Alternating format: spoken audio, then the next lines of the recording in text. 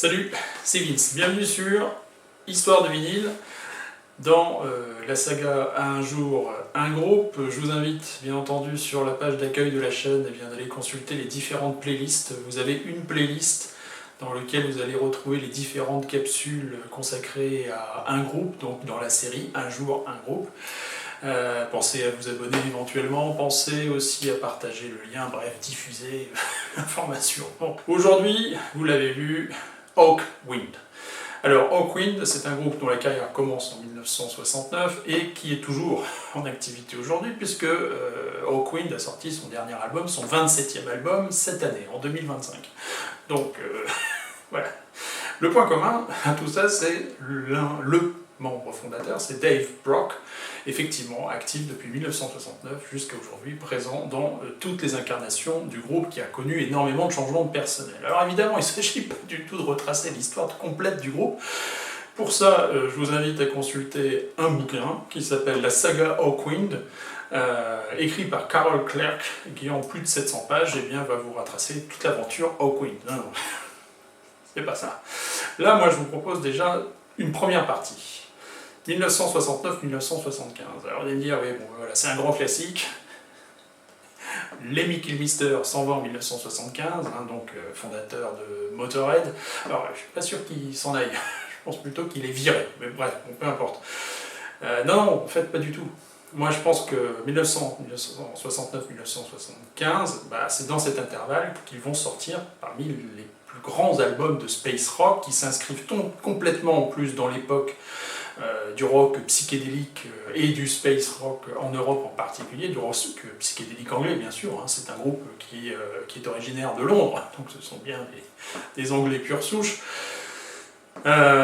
Effectivement, une série de 5 albums studio tout à fait incontournable, magique, plus un live, parmi les plus grands lives de l'histoire du rock, sans aucun doute. Et oui, sans aucun doute, le Vince y revient. Oui, non pas qu'après, il n'y aura pas d'excellents albums de Hawkwind, loin de là. Levitation en 1980, et puis Sonic Attack en 1980, ce sont deux superbes albums, pour le coup. Mais il y a un petit creux après 1975, et puis il y a effectivement des changements de personnel au sein de Hawkwind. Alors, allons-y. Si vous le voulez bien, commençons donc par la première incarnation du groupe. Je vais faire comme j'avais procédé pour la capsule précédente. Vous aurez en incrustation l'album en question que je vous remontrerai après. Et puis voilà, j'essaierai d'évoquer effectivement chacun de ces albums qui sont tout à fait fantastiques. Donc le premier album, 1970.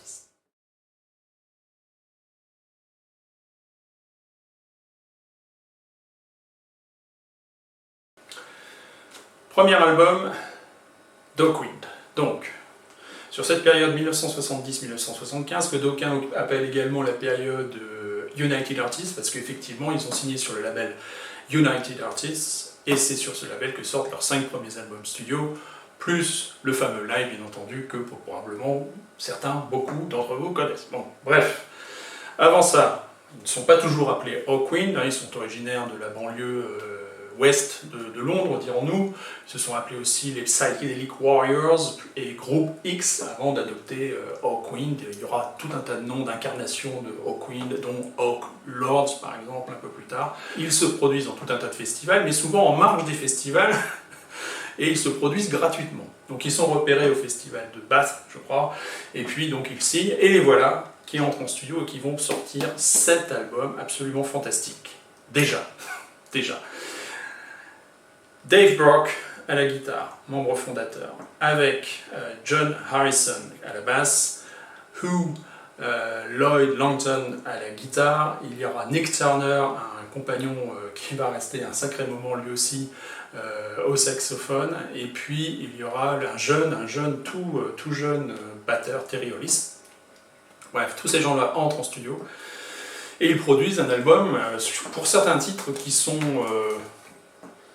inspirés de folk et de blues, très clairement, hein, dont le premier titre, Hurry on Sundown par exemple, et puis le dernier qui est Mirror of Illusion. On sent cette influence un petit peu folk avec la guitare un petit peu acoustique, et puis bien entendu Hawkwind, c'est du space rock, et il pose déjà la base.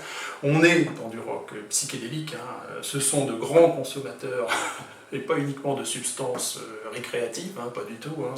Ils sont tombés dans un tonneau d'acide, hein, clairement, et ce sera un petit peu comme ça au début de leur carrière. C'est ce qui fera que John Harrison, le bassiste, quittera le groupe d'ailleurs très très vite, hein, puisqu'il n'apparaîtra que sur cet album-là.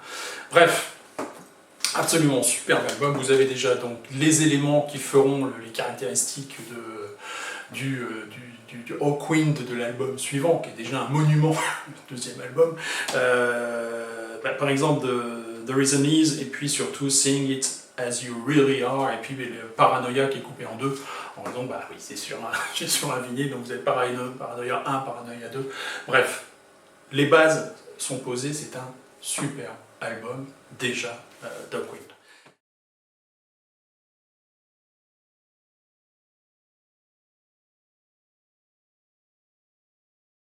Le deuxième album d'Hawkwind est un monument de space rock. Là, vous êtes monté d'un cran, les références folk ont un tout petit peu, un peu disparu. Vous êtes toujours, bien sûr, dans le rock psychédélique, complètement spatial et cosmique. Vous avez, pour accompagner cet univers, cette imagerie un petit peu de science-fiction, un Hawkwind, c'est un petit peu le titre que j'ai donné dans le sous-titre que j'ai donné à la vidéo. Effectivement, c'est un vaisseau intergalactique à bord duquel eh bien, les différents musiciens sont des chevaliers qui sont en lutte contre les forces du mal.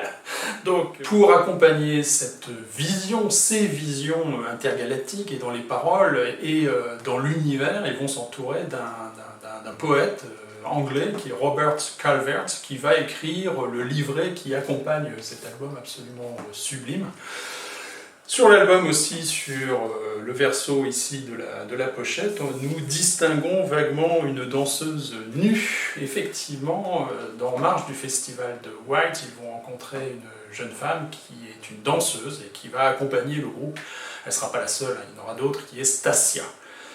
Et c'est aussi pourquoi je me suis arrêté en 1975, parce qu'en 1975, Stacia, la danseuse, eh bien, va quitter le groupe. Également. L'album In Search of Space, vous connaissez ici, c'est une édition donc originale 1971, pochette découpée, voilà, un peu manipulée avec précaution, dans lequel vous avez des titres absolument fantastiques, dont un certain Master of the Universe, qui sera un des titres qui reprendront bien entendu très souvent en concert. Alors, il y a un petit changement de personnel ici. John Harrison, le bassiste, est parti parce que voilà, la consommation excessive de substances hallucinogènes, ça ne lui convient pas trop. Donc il est parti. Il est remplacé par Dave Anderson. Dave Anderson, c'est eh bien, un bassiste du groupe Amondul 2, groupe allemand classé dans le krautrock. Bref, il est là-dessus. Aux manettes électroniques, vous avez deux musiciens. Vous avez donc toujours Michael Davis, donc Dick Mick, et puis Del Detmar, qui rentre lui aussi dans le groupe. Bon, je me demande si tous ces musiciens ne faisaient pas partie un petit peu de la famille Hawkwind.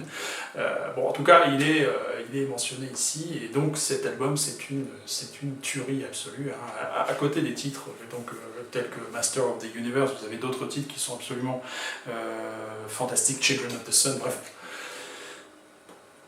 Un des grands albums de 1971 et un des plus grands albums de rock psychédélique anglais, sans aucun doute, absolument fantastique. Donc Robert Calvert, c'est lui qui rédige, eh bien, accompagnant cet album, vous avez un livret dans lequel eh bien, le Captain Calvert, il se décrit comme ceci, qui, à la tête du vaisseau Hawkwind, eh bien, décrit un petit peu la mission et l'univers extraordinaire qu'il y a, qui accompagne un petit peu les shows. Robert Calvert, il va jouer un rôle important en 1971, c'est lui qui va écrire un titre qui va rentrer dans les charts. Alors il faut savoir que cet album se vend très très bien.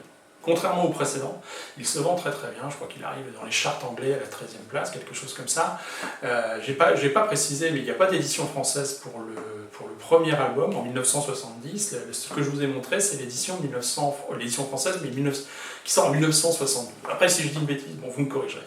Silver Machine, qui n'apparaît sur aucun album studio, mais qui provient d'un enregistrement qui est sur le live, le Glastonbury Fair.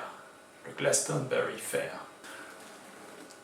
Le triple album Glastonbury Fair, donc le festival de Glastonbury, sur lequel bien sûr pendant lequel joue le groupe Hawkwind. Alors il faut savoir que sur ce triple album, tous les morceaux qui sont bien en live, et pas uniquement, il y a un titre de David Bowie, de Pete Townshend, qui sont des enregistrements studio, donc c'est une compilation un peu bizarre. Grateful Dead, par exemple, le titre de Dark Star, il n'a pas été enregistré au festival de Glastonbury. Par contre, le titre de Hawkwind, Silver Machine, oui. Il semblerait que pour le 45 tours, qui va sortir en 1971, eh bien, ce soit 7 enregistrements live sur lequel aurait été rajouté en overdub la voix de Lemmy Kilmister, qui n'est pourtant pas sur l'album In Search of Space, pas encore, et dans le groupe en tout cas. Bref, une curiosité, si vous voulez écouter la première version voilà, de Silver Machine, eh bien, vous la trouverez sur ce triple album. 1972, et là vous vous êtes pris une grande claque avec In Search for Space, et ça va être pareil pour le suivant.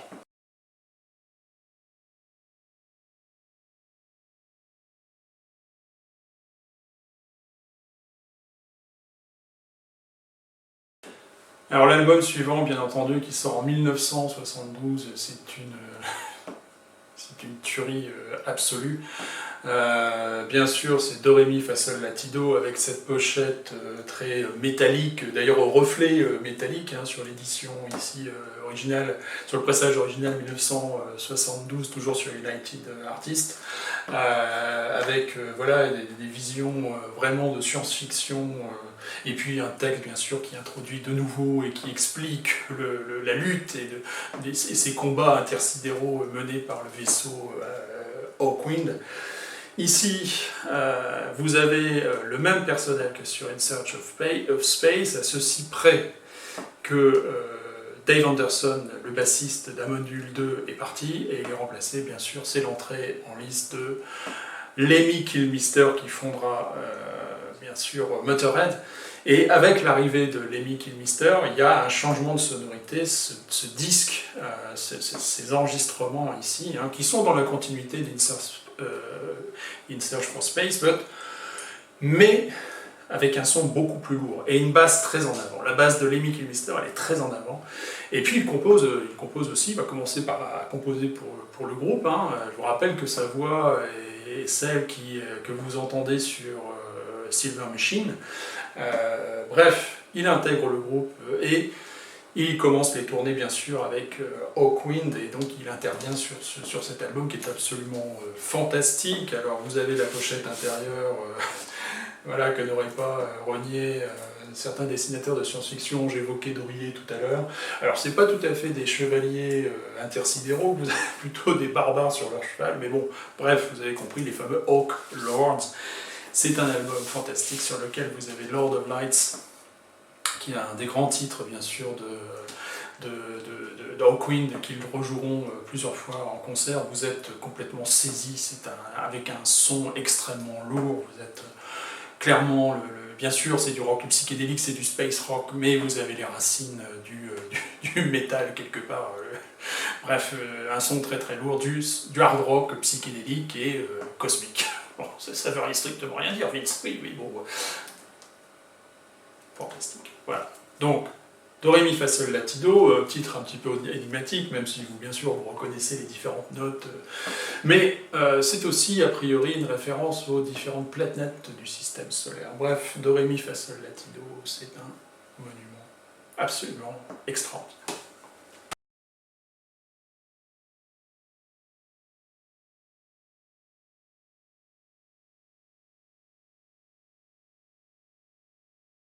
Vous l'avez vu en incrustation, bien sûr, et je le disais en introduction, un des plus grands albums de rock, en tout cas un album live du début des années 70, c'est bien sûr le Space Ritual de Queen, qui est une, alors je ne vais pas déplier la pochette, hein, qui est une merveille absolue.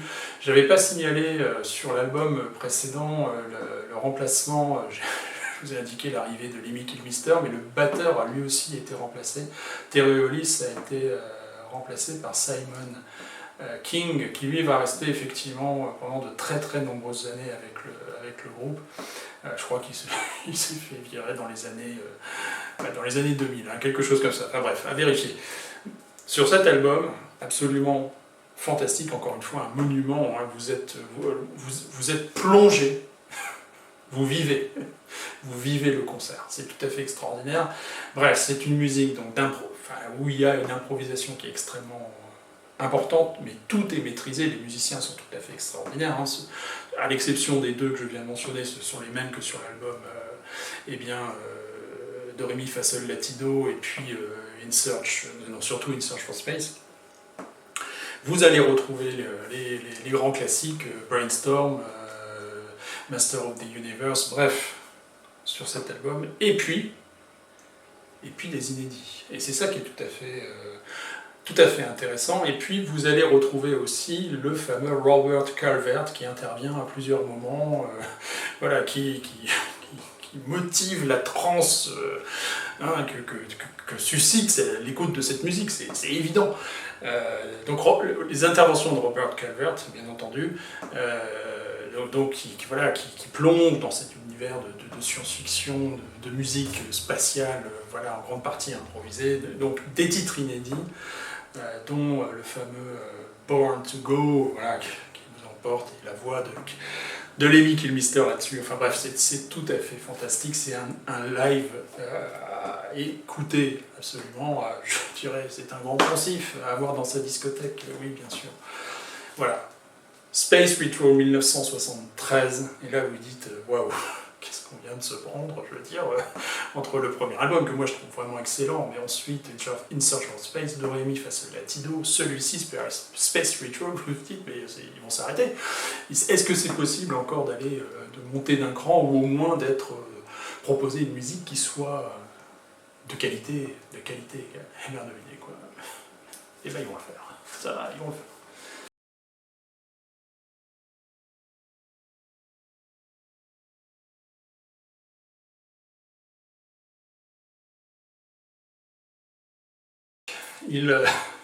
Il récidive.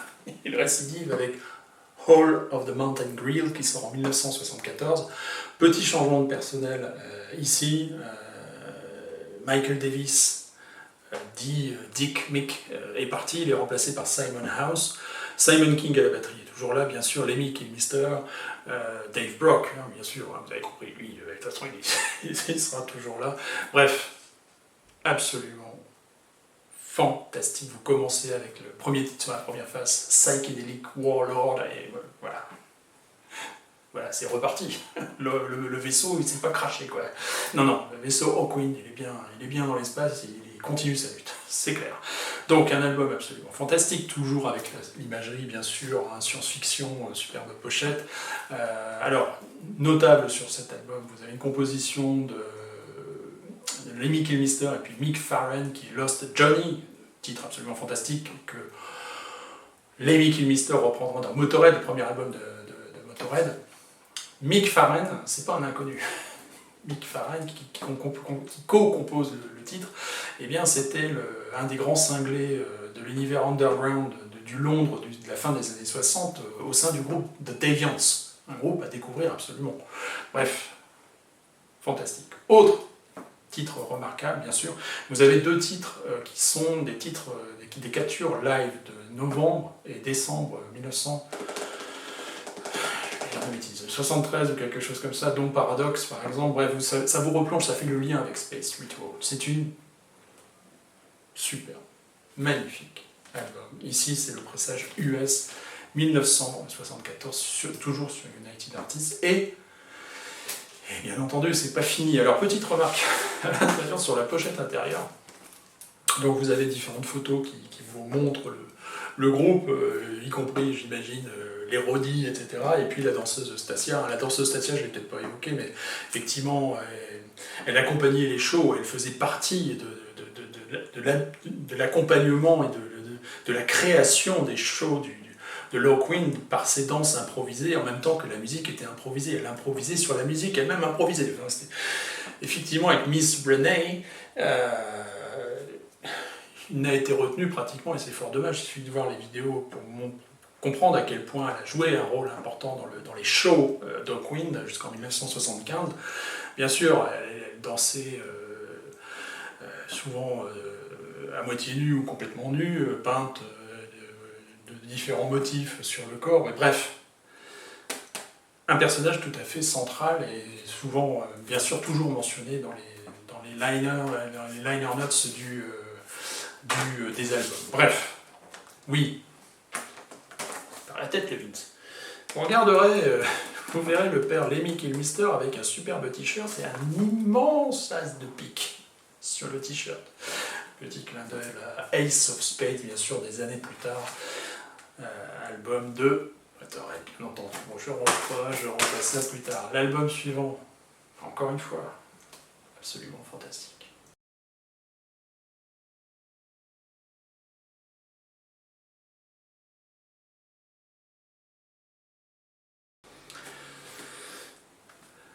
Warrior on the Edge of Time, 1975, avec cette pochette un petit peu voilà, haute en couleur. Alors ici c'est une réédition, le pressage original c'est une pochette qui se découpe en 4, là c'est une version remasterisée sur Cherry Red Records qui est le label actuel d'Hawkwind, donc une réédition de 2013, une version remasterisée, donc 1975, effectivement, c'est l'année de nombreux changements, mais avant, il y a la sortie de 7 albums, dans lesquels va jouer un rôle important qui est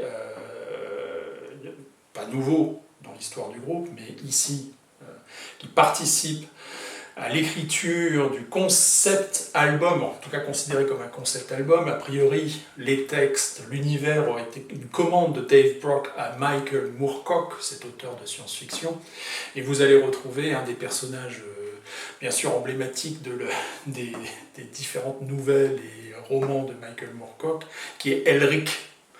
Pour ceux qui peut-être connaissent ces romans, Elric, le champion éternel. Bref, vous êtes dans cet univers, encore une fois, absolument fantastique. Et puis Michael Moorcock, un petit peu comme vous aviez entendu Robert Calvert sur Space Ritual, et bien là vous allez entendre la voix de Michael Moorcock qui dit des textes, effectivement des poèmes. Sinon vous en prenez encore une fois le premier titre, hein, Assault and Battery. Encore une fois, vous prenez une grande claque, vous êtes emporté par ça. Voilà, vous êtes toujours dans cet univers psychédélique, spatial, du space rock, ce sont les maîtres incontestés du space rock, ça ne fait aucun doute. Autre titre emblématique qu'ils reprendront souvent en live, c'est Magnum, et puis que dire, je veux dire, voilà. Alors les moments, effectivement, les titres un petit peu plus tranquilles, dirons-nous, c'est effectivement ceux où intervient Michael Moorcock, mais quel album extraordinaire. Vous comprenez que la discographie, depuis le premier album 1970 jusqu'à donc Warrior on the Edge of Time 1975, ce sont que des monuments. Voilà, que des monuments. Alors qu'est-ce qui se passe en 1975 et pourquoi je m'arrête là ? En 1975, Lemmy Kilmister est viré. Alors vous lirez parfois dans certains endroits qu'en fait il claque la porte. Bon, il semblerait qu'il y ait eu des problèmes lors d'une tournée en 1975 en Amérique du Nord. Il a été arrêté pour possession de drogue, d'amphétamines, etc. Bref, il n'a pas pu assurer plusieurs des concerts. Ils ont dû annuler plusieurs de leurs concerts. Personnage un petit peu aussi, même si semble-t-il très charmant, Dixit Stacia, bref, il quitte le groupe, il est viré, et a priori ça l'aurait quand même pas mal affecté, il va aller fonder effectivement Motorhead. Autre personne qui quitte le groupe, c'est pourquoi la page est un petit peu tournée, Stacia quitte également l'univers d'Hawkwind pour aller fonder une petite famille, et bien voilà, et puis autre chose quand même, c'est pourquoi j'arrête en 1975, je pense que il y a eu un petit bouleversement quand même, hein, c'est que l'album suivant, en 1976, qui est Astonishing Sounds, Amazing Music, c'est un album extrêmement décevant. Enfin, pour vite. Oui, très très décevant. Donc clairement, il y a ce bloc, 1969-1975, et ensuite le reste est une autre histoire. Je vous ai dit que l'histoire n'est pas terminée, indépendamment de 2-3 albums studio effectivement à la fin des années 70 qui sont décevants, ils repartent à l'attaque, c'est le cas de le dire, avec en 1980 et puis 1981 Sonic Attack et puis Levitation en 1980 qui sont 2 albums absolument fantastiques. Voilà.